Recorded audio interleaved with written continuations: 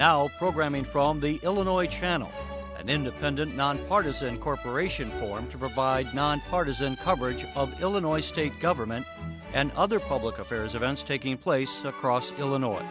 For more information on the Illinois Channel, please visit our website at www.illinoischannel.org.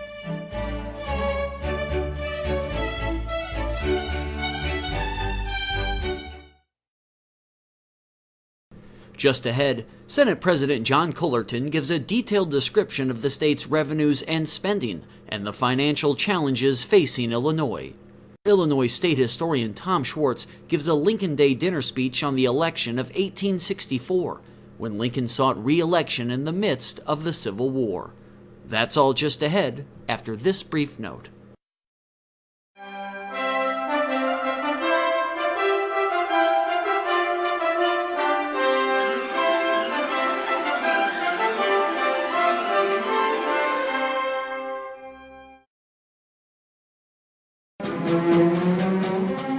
The Illinois Channel salutes our advisory council members, leaders in business, education, law, medicine, and other fields from across Illinois. Hi, I'm Phil Garnett, President of the Illinois Coal Association. Illinois is blessed with an abundance of coal. In fact, coal lies under 65% of Illinois land, and coal is used to provide half of the nation's energy needs, abundant and domestic. With energy independence at the top of our national agenda, Illinois coal mines, like the one here in Williamsville, must be part of our national discussion on energy. That's why the Illinois Coal Association supports the work of the Illinois Channel.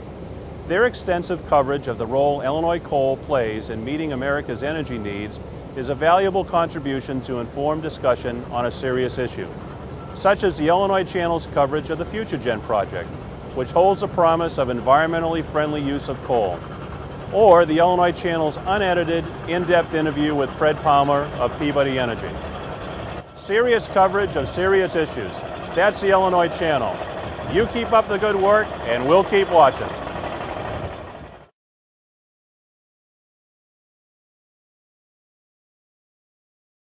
Next, from the City Club of Chicago, Illinois Senate President John Cullerton talks about the revenues and spending that lawmakers will have to work with as they try to create a new budget and resolve Illinois' fiscal crisis.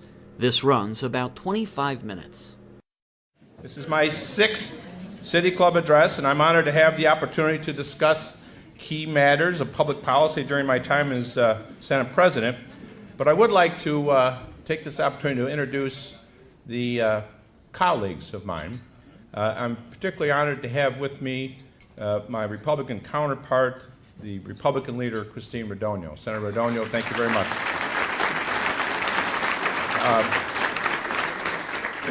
Also with us is a colleague who's running for statewide office. He's a senator from Champaign.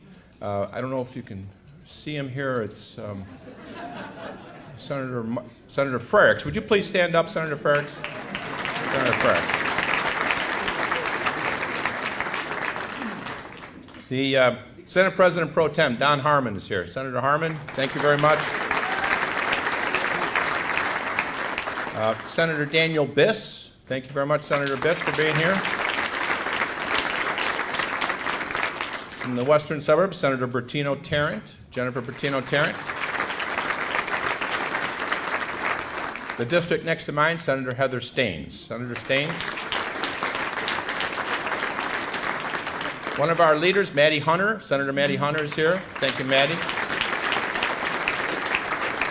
Another leader, Terry Link. Senator Terry Link is here. Senator John Mulrow. John Mulrow from the Northwest side. A freshman senator from Lake County doing a great job, Senator Melinda Bush. Senator Dan Katowski. Senator Katowski. Another leader, Senator Kimberly Lightford. Kimberly? The first Democrat to be elected senator from DuPage County, Senator Tom Cullerton.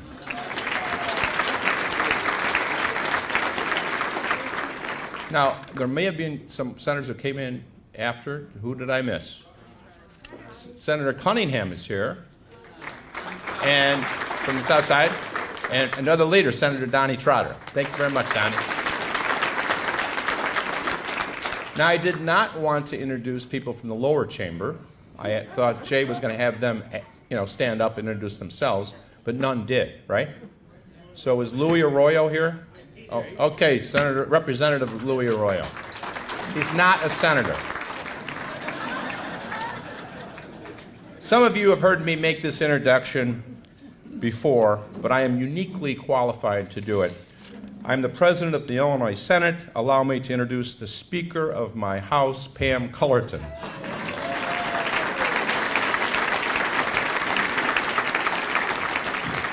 And there's one more Cullerton here to introduce, our oldest daughter, Maggie Cullerton. Maggie, thank you very much for coming. So I recently celebrated my 5th anniversary as president of the Senate, and many of you know it's been a busy 5 years, and it doesn't look like it's going to slow down anytime soon. The General Assembly is facing some very big issues in 2014. So what I'd like to do today is first review briefly the last 5 years to give you a snapshot of what the General Assembly has done. Then I'd like to speak about the new state pension law, which we passed in December and is now before the courts. And finally, I'd like to talk about one of the most urgent problems facing us today. That's the underfunding of the Chicago public school pension system. So we've distributed highlights of the work we've done in Springfield since I became Senate President in 2009. I think it's important that we remember the condition we were in then compared to where we are now. Hopefully we can appreciate just how much progress has been made, knowing that more can be done. If you want to know more about these and other accomplishments, I would encourage you to visit our website. I'm going to mention this website only because we've been very proud of it, the IllinoisSenateDemocrats.com. In that website, our 14 new laws for 2014 presentation has had more than 1.2 million views since we posted it. There's also a comprehensive section of legal research on state pensions in the Illinois Constitution, as well as information on our new concealed carry law. And by the way, these remarks will be posted there soon. So if you haven't gone, check it out and let us know what you think. So my message to you today is that our state continues to face challenges, but I'm optimistic that we can and will address them because that's what we've been doing the past 5 years. And let me walk you through some examples. So when I was elected Senate President, at a very difficult time in our state's history, our governor had been arrested. Lehman Brothers had collapsed 2 months before. Our deficit was growing, our infrastructure was crumbling, and Springfield was at a standstill with gridlock that resembles what we're seeing in Washington today. In fact, after the pomp and circumstance surrounding the inauguration, the Senate immediately commenced the former governor's impeachment trial. We took this task seriously. We researched presidential and judicial impeachment trials and crafted new rules on a bipartisan basis that allowed for a deliberative process. We knew this wasn't just about Rod Blagojevich. This was setting a precedent. And the public noticed. Our process received acclaim from pundits and everyday citizens alike. These impeachment proceedings happened at a time when states across the nation were experiencing financial hardship as a result of the worst economic downturn in recent history. This challenge was the first of many bipartisan efforts that the legislature would act on in 5 years. We worked to rebuild not only the public's trust post-Blagojevich, but also to revamp ethics rules that were out of date. We approved the first ever limits on campaign contributions in state races, updated the Freedom of Information Act to make government respond faster, changed procurement rules, and purged state boards of Blagojevich appointees. We also broke a decade-long stalemate and passed the largest public works program in the country by investing in crumbling roads, dilapidated bridges, and unsafe schools. In 2009, all 50 states combined to invest $39 billion towards infrastructure needs. Illinois accounted for $31 billion of that total. More than 439,000 people have been employed here as a result. And faced with escalating pension payments, we took the first of several steps to restore financial security to the retirement funds. 2 years before California's highly acclaimed pension reform law, we created a retirement plan for new hires, one that reduces benefits and generally makes employees work longer to qualify for pensions. That plan saves taxpayers more than $250 billion in accrued liability over the next 3 decades. We faced a tough challenge right here in Chicago. At a time when McCormick Place was losing shows to Orlando and Las Vegas, we took on the unions and even a veto from the governor to overhaul work rules and restore the convention industry's faith in McCormick Place. These changes brought more business to Chicago and kept more union workers employed at the convention halls. Now, back in 2002, I began working with then State Senator Barack Obama to implement death penalty reforms. And in 2011, the General Assembly outlawed executions in Illinois. Also in 2011, we passed a comprehensive education accountability package. That legislation lengthened the school day and year in Chicago. It also tied school staffing decisions and teacher tenure to higher performance standards. It ended the practice of last hired, first fired, and made it easier to remove underperforming teachers from the classroom. We then went on to change workers' compensation laws to improve our business climate by reducing employer cost while preserving workers' rights. We're already seeing positive results. Since that law passed, the National Council on Compensation Insurance has called for rate reductions totaling 13.3%. We've reined in the growing cost of the state's Medicaid program by approving the SMART Act, which reduced eligibility for benefits, weeded out fraud, and also raised our cigarette tax. The $2.7 billion program was the largest savings our budget has seen in decades and transformed the Medicaid program. Now, that's a budget savings of more than double the savings of the recent pension reform law. We've also worked to preserve access to health care for those who need it most by taking advantage of early enrollment under the Affordable Care Act. So now approximately 342,000 low-income Illinoisans between the age of 19 and 64 gain coverage through the Medicaid program funded entirely by the federal government. By now, everyone is aware of how central the immigration debate was in the last presidential election. And a few weeks after the election, as Congress remained stalled on immigration reform, Republicans in Illinois joined us in passing a law to ensure that immigrant drivers are trained, tested, licensed, and insured through the Temporary Visitors Driver's License Program. In 2011, we passed civil unions. The world did not end.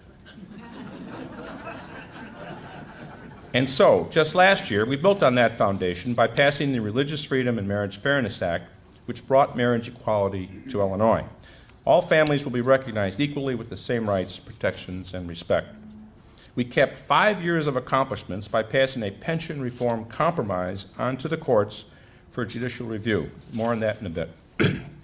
I'm also proud that over the past 5 years, the legislature has partnered with many of the businesses and people in this room to spur economic development. For example, when Navistar restructured operations, it not only stayed here in Illinois, it added jobs, many of which came from the great state of Indiana. We've helped attract 1,100 new jobs to the Ford plant on the south side of Chicago, which added a third shift and new products to the line. With the passage of the 2011 Smart Grid law, ComEd has begun to spend $2.6 billion as part of a 10-year investment to modernize the electric grid in northern Illinois. ComEd has already created over 2,700 jobs because of this law. And in downstate Illinois, Ameren, another one of the state's utilities, is investing $1 billion that will create 600 new jobs. Peoples Gas will also invest billions to upgrade its infrastructure while maintaining 1,000 full-time jobs. These are just some examples of why one of Illinois' best economic indices, the University of Illinois Institute of Government and Public Affairs Flash Index, is at a post-recession high and the highest level since April 2007. So people want to do business in Illinois, and they are doing business in Illinois. We have great assets. We have an educated workforce. Our local communities house world-class tourist attractions, natural resources, and transportation hubs. By working with local leaders like Mayor Rahm Emanuel, we've passed some major legislation that built upon these assets. So if I could quickly reflect on the impact some of these are having right here in Chicago. The reforms for McCormick Place continue to bring tourism revenue to the city. Our construction program made critical investments in Chicago. For example, Wacker Drive's renovations received $284 million, while the Lakeshore Drive project received another $40 million. And we've invested an additional $2.5 billion to benefit those who ride the CTA and Metro. Our public safety laws make the city safer. Our education reforms are improving the quality of our teachers and are benefiting our students while keeping them in the classroom for an additional hour. Recent reports show that in 2013, Chicago Public Schools students received the highest graduation rate on record. And the Chicago Public Schools system has 4 of the top 5 high schools in Illinois, as well as 8 of the top 10 elementary schools, including the top 6 in the state. So I know that sometimes these accomplishments mistakenly get left out of aldermanic press releases. But the truth is that it's the state legislature, that's the body that actually passed these laws. So while we celebrate the recent positives surrounding Chicago, we are, however, painfully aware that the city's looming pension debt could destroy everything we've worked so hard to accomplish. The General Assembly, though, has demonstrated that we can solve big problems when we work together. The past 5 years have seen more action on stabilizing our pension systems than any point in our state's history. We've made our full pension payment every year. We've made reforms for new employees and approved Senate Bill 1, a negotiated reform to address current workers and retirees. Now, many of you may want to know why I supported that final plan. The short answer is this: I'm not on the Supreme Court. While I think there are some real constitutional questions about the validity of the law, it is clear that the only way to settle those questions is through the judicial process. But there's another reason why I felt it was time to advance that plan. We can now focus on what I would deem a true crisis. I am, after all, a Chicago resident and a taxpayer, and our public school pension system is in dire need of help. The story behind the pension funding crisis facing Chicago and its teachers' pension fund starts in 1995. In that year, the General Assembly passed the Chicago School Reform Law, and that law did several things both at the state and at the city levels that caused the current situation. At the state level, the 1995 law carried with it a promise that the state would chip in as much as 30% of what it was contributing to the TRS. That's the retirement system that covers downstate and suburban teachers. That promise was never kept. As you can see from this slide, the contributions to Chicago are in red. The contributions to the TRS are in blue. Can you see the red? It's really small. In our current budget, the state's contribution to the suburban and downstate teachers' pension fund is $3.4 billion. That's billion with a B. The contribution to the Chicago fund is $11.9 million. That's a million with an M. So keep in mind, Chicago's teachers represent 18% of all the teachers in Illinois. This means that for every state dollar allocated for downstate and suburban teachers' pensions, Chicago teachers receive less than a penny. In other words, if you live in Chicago, then you're getting hit twice for pensions. Your property tax dollars fund the Chicago teachers' pensions, while your income tax dollars go to fund the downstate and suburban teachers' pensions. Now, at the city level, the underfunding of Chicago teachers' pensions, as with the state pension system, is one of shared blame. As you can see from this chart, in 1995, at the far left there, the Chicago Teachers Pension Fund was over 80% funded. By state law, the fund also had its own separate property tax levy. The same 1995 school reform law that I mentioned earlier repealed that separate tax levy and redirected those dollars into the Chicago Public Schools operating budget. The law also required the fund to maintain 90% funding and allowed the Chicago Public Schools to skip pension payments in years where the fund exceeded 90%. So because of stock market gains, the fund was over 90% between 1996 and 2003. This allowed the Chicago Public Schools to skip pension payments during those years. They did not resume making those pension contributions until 2006, when the fund was 78% funded. As a result, between 1996 and 2005, over $2 billion that would have otherwise gone into the pension fund was redirected in the Chicago Public Schools operating budget. And a significant amount of that money went to pay for several years of Chicago teacher salary increases that greatly exceeded inflation. If that money had been paid into the fund, then the pension system would be about 70% funded, not 50% funded as it is now. And to make matters worse, even though the Chicago Public Schools resumed making pension payments between 2006 and 2010, it received from the legislature partial pension payment holidays in 2011, 12, and 13, and the fund's 90% goal was pushed back from 2045 to 2059. The point of all this is Chicago schools have a problem and we need to act now. By the end of June, Chicago Public Schools will owe a $613 million pension payment to the Chicago Teachers Pension Fund. That payment is $417 million more than last year's payment. State law limits the Chicago Public Schools' ability to close this gap by raising property taxes. That means the bulk of the money comes likely out of the classroom, resulting in drastic teacher layoffs and increased class sizes. That's not acceptable for a world-class city like ours. Slashing educational opportunities will not move our city forward. It's really a formula for failure. So let's follow the model of forging bipartisan solutions at the state level and figure out how to solve this together. We need a plan that's fair in its approach, has an improved chance of success in court, and provides enough savings so future pension payments are manageable. We should also follow a similar path towards reform that we've used for other pension systems, where labor and management work together. I know firsthand that forging a solution with workers is meaningful and possible. I urge the Chicago Public School System and its teachers union to do the same. So I look forward to working with the mayor and the legislative leaders as we tackle what I hope will be one of our most meaningful accomplishments. Thank you again for the opportunity to speak here today. I'd be happy to answer any questions. Yeah, I think the question is that there's been some proposals to start with 401ks for all new employees. When you do that, they stop paying into the pension system.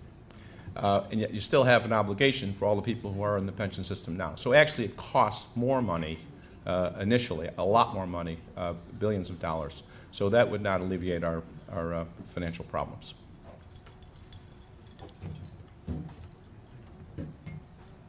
Boy, I'll tell you, after that talk, you would think there'd be, I mean, not all of you are elected officials. I'm happy. This is great.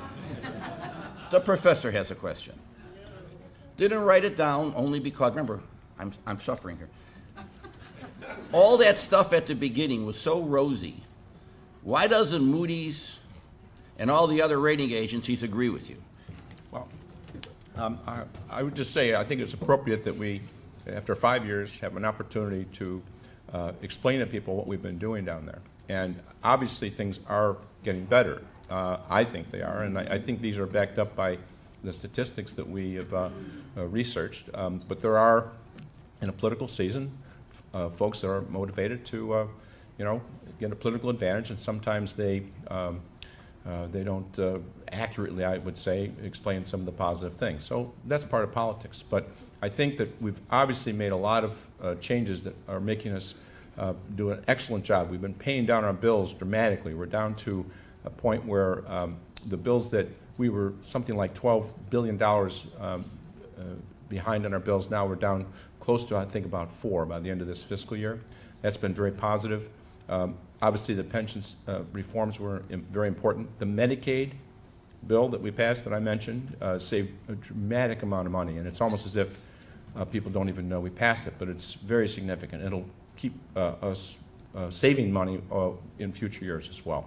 So I think the rating agencies should really take a second look and see what we've accomplished in the last 5 years.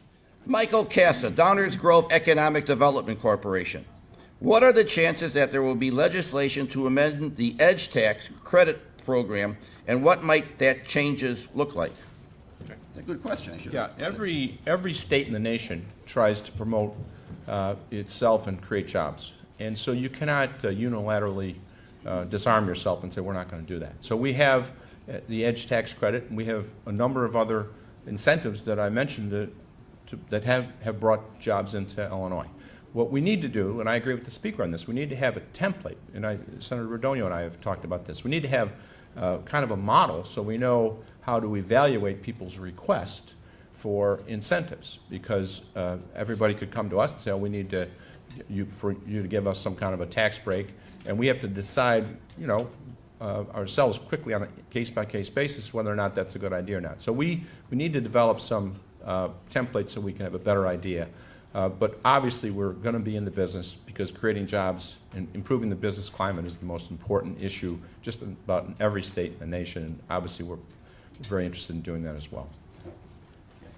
This is the first time in the history of the City Club that we have 2 questions from Downers Grove. Normally we don't have any. Yeah, all right. Greg, how do you pronounce your last name, Greg? Jose. Good word. Village of Downers Grove. Metra's delays. Is Gates still here? Yes, he is. Metra's delays during the recent bitter cold are largely the result of antiquated infrastructure. What progress can we expect toward a sustainable solution for capital needs? So, as I indicated earlier in my remarks, Senator Rodonio and I were elected the same day, and it had been the capital bill or the construction program had been delayed because of legislative inaction. So we, in that year, passed this major construction program, and a lot of that money went to the CTA and Metra and PACE. Now it's been 5 years. Most of that money has been allocated, and there's been people in a bipartisan way have come forward and said it's time to do another capital bill, primarily for transportation. If we do any capital bill for roads, we're also going to include the capital for mass transit. But it's only going to be done on a bipartisan fashion, just like we did the first one. And obviously, I'm looking forward to working with all of the interest groups to try to do that. And I think after coming through this tough winter, reading about the problems that the Metro still has with its infrastructure, it'll just give incentive for that effort. Thank you. Okay. The Illinois Channel's coverage of the state legislature is underwritten by the Illinois Trial Lawyers Association. Next from Springfield, former Illinois state historian Tom Schwartz gives an address to the Lincoln Association about the 1864 election, in which President Lincoln sought re-election in the midst of the Civil War. The following edited version of the speech runs for 35 minutes, but the full 50-minute version can be found on our YouTube channel at www.youtube.com/Illinois Channel TV. It was 30 years ago to this day that I gave my first paper at the Abraham Lincoln Symposium, thanks to Roger, and that I attended my first banquet. The banquet speaker that evening was Mario Cuomo, who was going to be introduced by then Governor James Thompson. Both were being talked about as being presidential contenders. I got to meet Governor Cuomo, and he had his younger son with him, Andrew, who is now governor. And it was, we had to find the largest venue in Springfield to accommodate the interest, which at that time was the Holiday Inn East.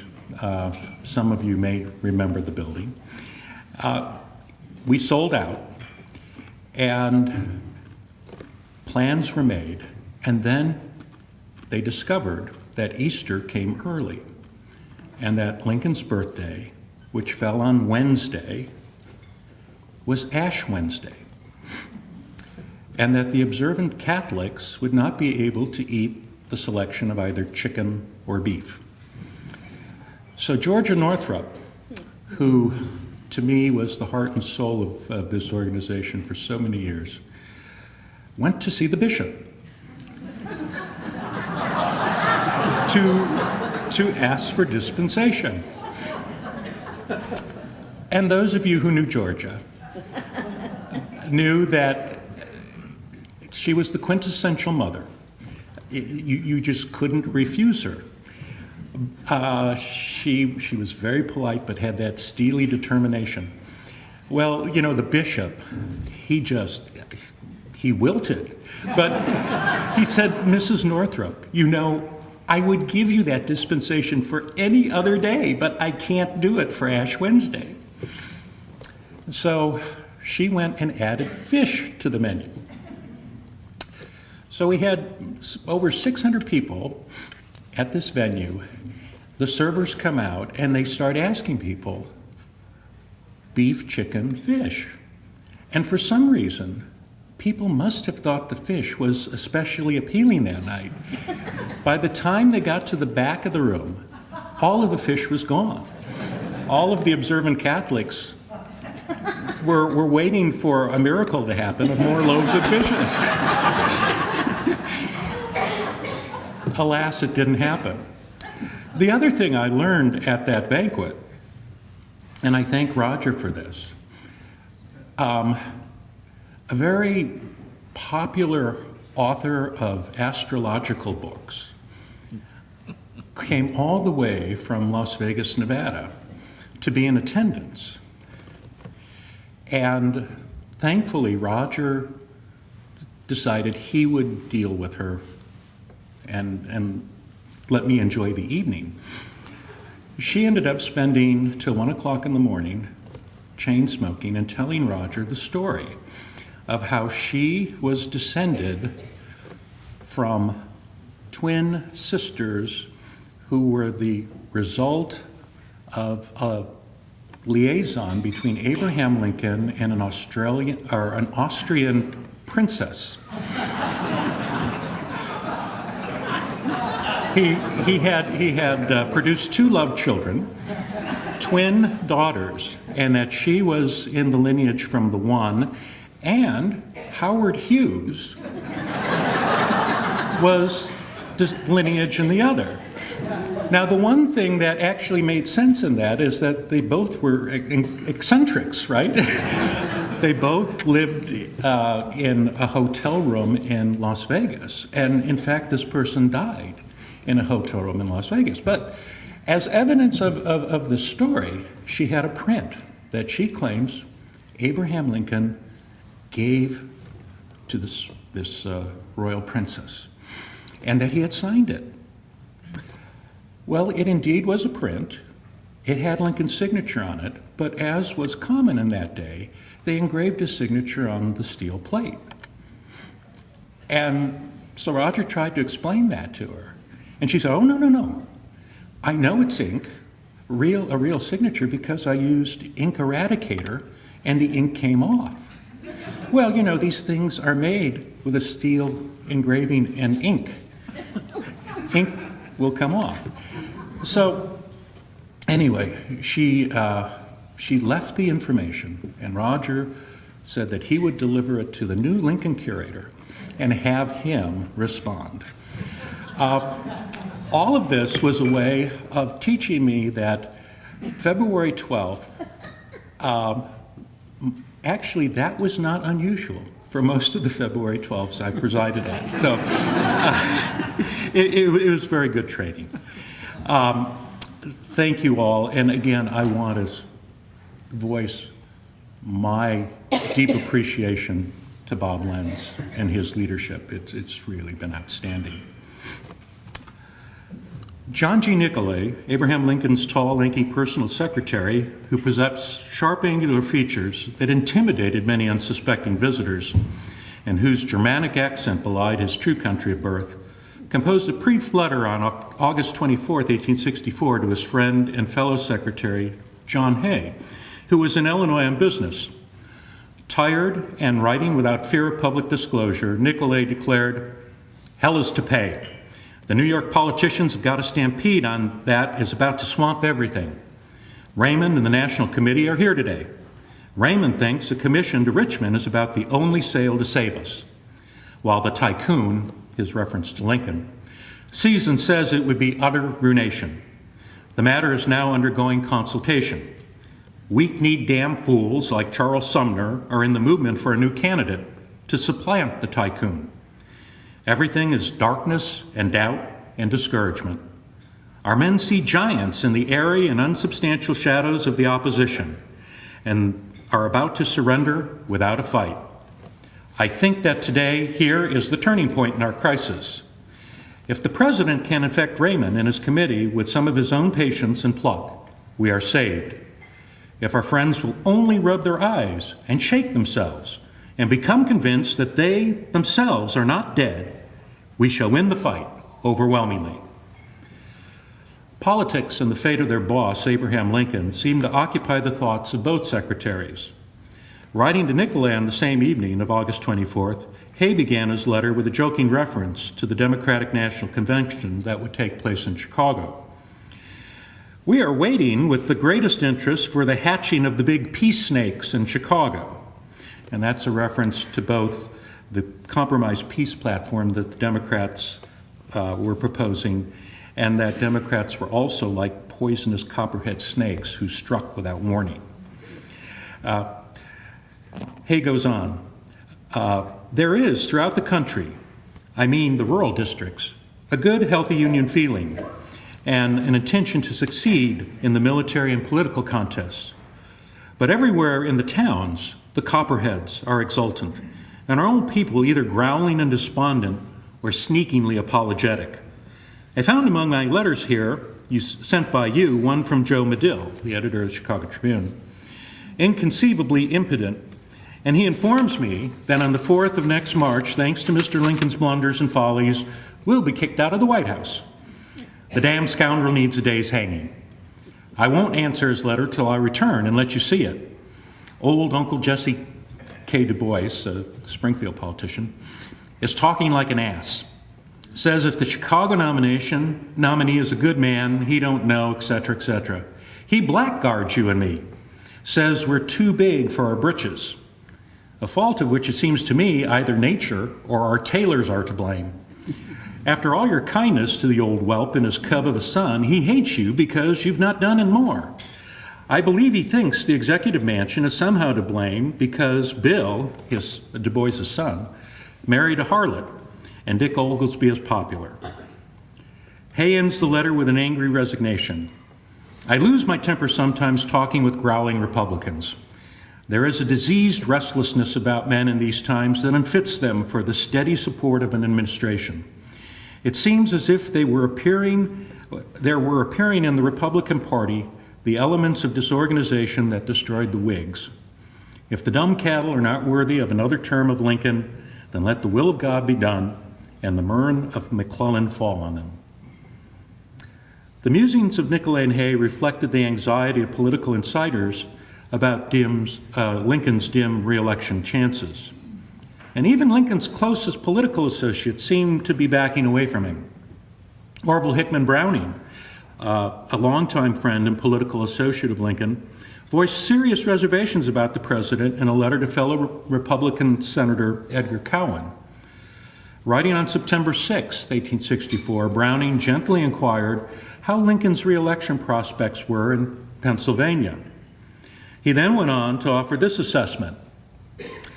I'm in a situation to act with entire independence.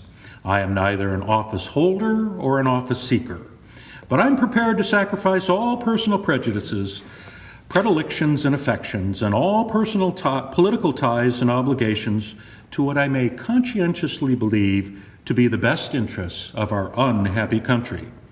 You know, strange as it may seem to you, I am personally attached to the president and have faithfully tried to uphold him and make him respectable, though I've never been able to persuade myself that he was big enough for his position. Still, I thought he might get through college without disgrace and without knowledge, but I fear he is a failure. To add insult to injury, Browning ended with the following quip. I think McClellan's a good man, a true patriot, and the ablest general we've had, but I don't know what sort of president he would make. The dissatisfaction expressed in these letters reflects, ironically, Lincoln's argument for opposing secession and waging war to end it. In his first inaugural address, Lincoln declared, plainly, the central idea of secession is the essence of anarchy. A majority, held in restraint by constitutional checks and limitations, and always changing easily with deliberate changes of popular opinions and sentiments, is the only true sovereign of a free people. Whoever rejects it does of necessity fly to anarchy or to despotism. Unanimity is impossible, and the rule of a minority as permanent arrangement is wholly inadmissible. So that, rejecting the majority principle, anarchy or despotism in some form is all that's left. Protecting self-governance, free and fair elections comporting to constitutional guidelines within the framework of national union was the oft-stated goal of the war. Lincoln argued, our popular government has often been called an experiment. 2 points in it our people have already settled: the successful establishing and successful administering of it. One still remains, its successful maintenance against a formidable internal attempt to overthrow it. It is now for them to demonstrate to the world, and for those who can fairly carry an election, can also suppress a rebellion, that ballots are the rightful and peaceful successors of bullets, and that when ballots have been fairly and constitutionally decided, there can be no successful appeal back to bullets, that there can be no successful appeal except to ballots themselves at succeeding elections. Such will be a great lesson of peace, teaching men that what they cannot take by an election, neither can they take it by a war, teaching all the folly of being the beginners of a war. Observing free elections during peacetime could be fraught with difficulty. The same elections during a bloody civil war entered unknown territory. Moreover, the American electorate rarely rewarded sitting presidents with 2 terms. One had to go back to 1832 to find an example when the American public elected a sitting president to a 2nd term in office. Andrew Jackson's bold, often brash actions against South Carolina's nullification doctrine and Nicholas Biddle's monster bank were rewarded at the ballot box. Would the American public reward Abraham Lincoln for his wartime leadership and emancipation policies? Unlike his predecessor, James Buchanan, who was all too eager to escape the presidency after 1 term, Lincoln signaled his interest to his friend and fellow Illinois Republican, Elihu Washburn, late in 1863, claiming, a 2nd term would be a great honor and a great labor, which together perhaps I would not decline if tendered. Lincoln was well aware that many considerations would influence both his receiving the nomination and winning the election. To win the nomination, Lincoln needed to maintain control of the fractious personalities and coalitions that comprised the Republican Party. Americans needed to be reassured that military efforts costing so much blood and treasure were leading to a successful culmination in a Union victory. If the war had no end in sight, Lincoln's chances at re-election were nil. Lincoln understood the power of public opinion. In his 1858 debates with Stephen A. Douglas, Lincoln proclaimed, in this age and in this country, public sentiment is everything. With it, nothing can fail. Against it, nothing can succeed. Whoever molds public sentiment goes deeper than he who enacts statutes or pronounces judicial decisions. An example of Lincoln's molding public sentiment can be seen early in January 1864 when he took time from other pressing matters to write to an elderly Pittsburgh woman, Esther Stockton. The widow of the Reverend Joseph Stockton, Esther did her part to advance the cause of union through her knitting skills. Lincoln offered his warm compliments to Stockton, learning that you, who have passed the 84th year of life, have given to the soldiers some 300 pairs of stockings knitted by yourself, I wish to offer you my thanks. Will you also convey my thanks to those young ladies who have done so much in feeding our soldiers while passing through your city? The letter appeared in leading Republican newspapers throughout the country, clearly intended to show the sacrifices on the home front of old and young to aid in the war effort. Its purpose was to boost public morale by offering a memorable story of selfless efforts. A more difficult task was dealing with the internal discord within the Republican ranks. The enormous popularity and influence on current policymakers of Doris Kearns Goodwin's team of rivals has emphasized the ongoing battles of personalities within Lincoln's cabinet. The obvious dramatic elements of the rivalries and enormous egos of many of the individuals were vividly brought to life by the storyteller Goodwin. But while Goodwin focused on a handful of cabinet officials, often lost were the equally significant battles being waged in the Republican Congress and at the state and local levels. It's important to note that Lincoln, having spent most of his political life as an Illinois Whig, always in the minority, now was in a position as the head of the Republican Party to achieve something that had always eluded him: creating a majority party capable of winning elections and governing the nation. The dramatic nature and stakes of the war often obscure many of the mundane tasks that occupied much of Lincoln's time. Building a strong Republican Party meant rewarding deserving party faithful with government patronage jobs. Of the 1,520 presidential positions he controlled in 1861, Lincoln replaced 1,195 with loyal Republicans, a larger turnover than any previous president. Well over 40,000 other civilian jobs comprised the manpower of the federal government in 1861. The necessities of war and large government services to nearly 195,000 civilian workers by 1865. Working with Republican governors and members of Congress, Lincoln built the party through patronage appointments. Undoubtedly, the rapid growth of the government workforce would have surprised even Lincoln. Had he been asked how many people worked at any given time in the federal government during his presidency, he likely would have responded, "Well, I guess about half of them." Lincoln, however, was not the only Republican leader filling burgeoning government jobs with loyal followers. Edward Bates, Lincoln's Attorney General, confided in his diary on October 17, 1863, "Chase's head is turned by his eagerness in pursuit of the presidency. For a long time, he's been filling all the offices in his own vast patronage with extreme partisans, and contrives to fill many vacancies properly belonging to other departments."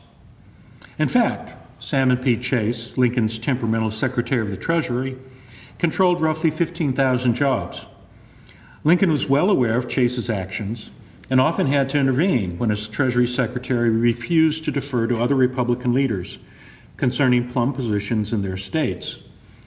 Despite Chase being a high-maintenance cabinet official, for example, Republican Senator Benjamin Wade snarled that Chase thinks there's a fourth person in the Trinity, Lincoln admired his Treasury Secretary's creative skills at financing the war. Well aware of Chase's political ambitions, Congressman John B. Alley from Massachusetts recalls Lincoln musing, "As to his talk about me, I do not mind that. Chase is on the whole a pretty good fellow and a very able man. His only trouble is that he has the White House fever a little too bad." A full outbreak of Chase's White House fever appeared in February 1864. As Lincoln loyalists began gearing up for his renomination, it became clear that equally vigorous organizing efforts were being made to advance the presidential nomination of Chase. Suddenly, roughly 100 Republican leaders received a handbill that was named the Pomeroy Circular after the Republican senator from Kansas, S.C. Pomeroy. While Pomeroy was probably not the author of the circular, he allowed his signature to be placed on it, and it was sent to potential supporters of Salmon P. Chase. The circular extolled the virtues and talents of Chase while arguing that Lincoln's poor performance made him unelectable. Even if Lincoln were to win re-election, there was no indication that victory on the battlefield would be forthcoming. To top it off, the circular criticized the growth of government patronage that made it imperative to hold Lincoln to one term to prevent executive despotism. With all of these dangers looming with Lincoln's re-election, Chase supporters had to quickly organize to save the country from the continuation of the disastrous Lincoln administration. In part, the Pomeroy Circular grew out of the contentious feud between the two Republican Kansas senators, Pomeroy and James H. Lane. Lane, a strong supporter of Lincoln, prompted Pomeroy to support Chase, Lincoln's rival. The constant bickering of the Kansans prompted Lincoln to write to Pomeroy, "I wish you and Lane would make a sincere effort to get out of the mood you're in.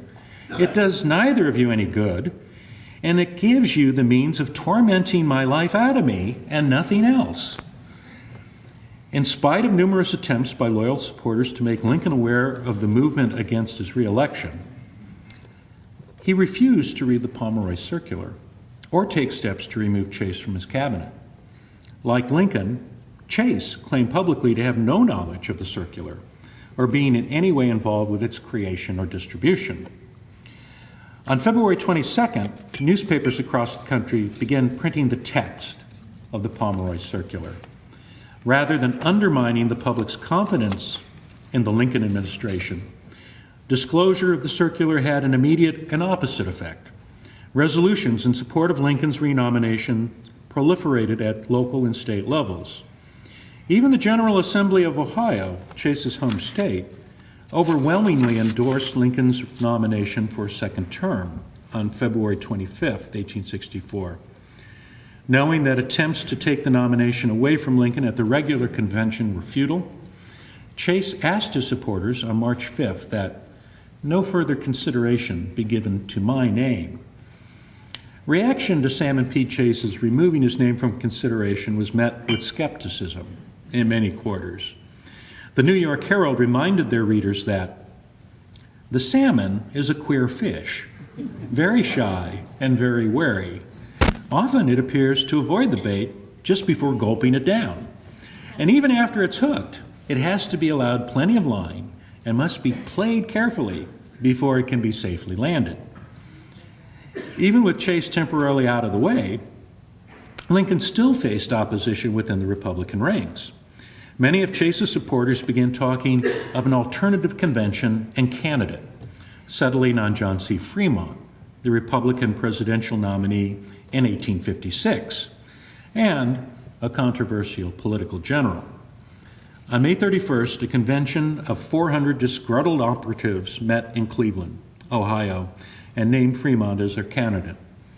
Fremont attacked Lincoln, claiming, "Today we have in this country the abuse of military dictation without its unity of action and vigor of execution." Lincoln told his boss that Fremont would be dangerous if he had more ability and energy. Not to be outdone, Lincoln responded, "Yes, he's like Jim Jett's brother. Jim used to say that his brother was the damnedest scoundrel that ever lived, but in the infinite mercy of Providence, he was also the damnedest fool." Lincoln had tangled with Fremont early in the war during his contentious service as commander of the Department of the West. Fremont bickered with Francis P. Blair Jr., brother of Lincoln's Postmaster General Montgomery Blair, over the control of Missouri policy. Taking the extreme step of arresting Blair and threatening him with court-martial, Fremont fomented the enduring animosity of the Blair family. They responded in kind, accusing Fremont of military incompetence and financial corruption, prompting a federal investigation. Fremont also overstepped his authority late in 1861, declaring martial law in Missouri, as well as ordering the confiscation of property of disloyal citizens, thereby freeing their slaves. Lincoln immediately instructed Fremont to amend his directive, reserving only to the president the authority to rule on any individual sentence to be executed, and requiring the confiscation of property to be in accord with earlier congressional action, essentially rescinding an emancipation of slaves. Given Fremont's penchant for precipitous action, Lincoln did not believe that the Pathfinder could win the 1864 election. It was possible, however, that Fremont could siphon out enough Republican votes to throw the election to the Democrats. By contrast, the regular Republican convention met in Baltimore on June 7th and 8th. Much of the platform mirrored early Republican goals: continued military efforts until the South surrendered, a transcontinental railroad linking the nation, increased immigration, economy and efficiency in government, and opposing attempts from any European powers working to establish monarchical governments in the Western Hemisphere. At Lincoln's direction to Party Chairman Edwin D. Morgan, days before the convention, a plank was added urging the adoption of the 13th Amendment, which would abolish slavery. In part, this action was an attempt to woo some of Fremont's radical supporters back to the traditional Republican fold. It was also entirely consistent with Lincoln's own efforts to resolve the issue through constitutional measures, believing that military actions and presidential proclamations were only interim solutions. Lincoln had always portrayed his actions in prosecuting the war as placing the interests of Union above those of party. Hence, the convention chose to assume a new identity as the National Union Party, although in reality it remained Lincoln's Republican Party. A number of Union Democrats were rumored to replace Hannibal Hamlin as Lincoln's vice president. John Nicolay, representing Lincoln's interests at the convention, knew that Lincoln conveyed to him no preference for a running mate, willing to leave the decision in the hands of the convention. The selection of Andrew Johnson, a Democrat, but ardent Unionist and military governor in the divided state of Tennessee, clearly reflected Lincoln's desire to maintain a united front in pursuing the war. Had Lincoln and the convention looked more deeply into Johnson's political views, other than his loyalty to the Union, they undoubtedly would have had second thoughts about his candidacy. Much of Lincoln's reelection would turn on military success on the battlefield. On March 9, 1864, in a White House ceremony, Lincoln formally promoted Ulysses S. Grant to the rank of lieutenant general. Initially wary of Grant's political ambitions, Lincoln was satisfied that the general's interests lie in defeating the rebel army and not seeking the presidency. 3 days after his promotion, Grant assumed command of all the Union armies. With Lincoln's input and blessing, Grant devised a spring offensive that would attack all fronts simultaneously. This tactic led Lincoln to quip, "Those not skinning can hold a leg." The results were less than impressive. While Grant assured Lincoln that, "I intend to fight it out on this line if it takes all summer," it was clear that the rebel army would remain a continued threat well after the election. Enormous losses from the Wilderness Campaign and other setbacks at Spotsylvania, Hanover Junction, Cold Harbor, and Petersburg pointed to a stalled offensive and a bloody road without a clear end. Lincoln was forced to call for 500,000 more men at a time when war weariness was at its peak.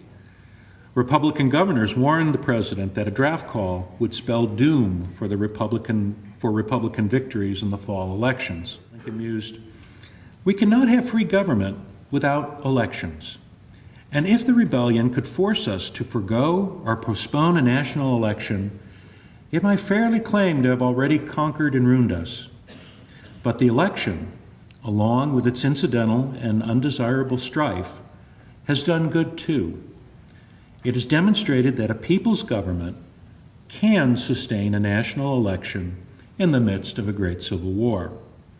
Until now, it has not been known to the world that this was a possibility.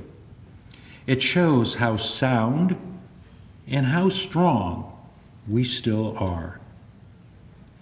The soundness and strength which Lincoln referenced reflected his faith in the resilience of the Republican, small r, form of government. When Lincoln addressed the Young Men's Lyceum of Springfield on January 28, 1838, he referred to the veterans who fought in the American Revolution as living history. These individuals were able to impart not only the scenes of the Revolution, but the passions that drove their involvement. The founding generation, as Lincoln stated, were the pillars of the Temple of Liberty, and now they have crumbled away, and the temple must fall unless we, their descendants, supply their places with other pillars, hewn from the solid quarry of sober reason. How it must have given Lincoln immense satisfaction to learn that John Phillips of rural Sturbridge, Massachusetts, a Democrat of the Jeffersonian school, Phillips had voted in every presidential election beginning with George Washington. At age 105, Phillips rode 2 miles to town to vote, accompanied by his 79-year-old son. Lacking a secret ballot in Massachusetts, Philip announced to the clerk of the election that he was casting his vote for Abraham Lincoln. While Phillips cannot be claimed to be representative of how others from the Revolutionary era would have voted in 1864, it was a symbolic endorsement of everything that Lincoln claimed he was trying to preserve. The aspirations of the Declaration seeking to realize more fully the equality of men, maintaining the Union, and making certain that self-government is not a mere abstraction. With the first 2 goals still in doubt, Lincoln showed the world, through the election of 1864, that self-governance was alive and well, in spite of the Civil War. Thank you. You're watching the Illinois Channel, an independent nonprofit corporation formed to provide gavel-to-gavel coverage of Illinois state government and other public affairs events taking place across Illinois.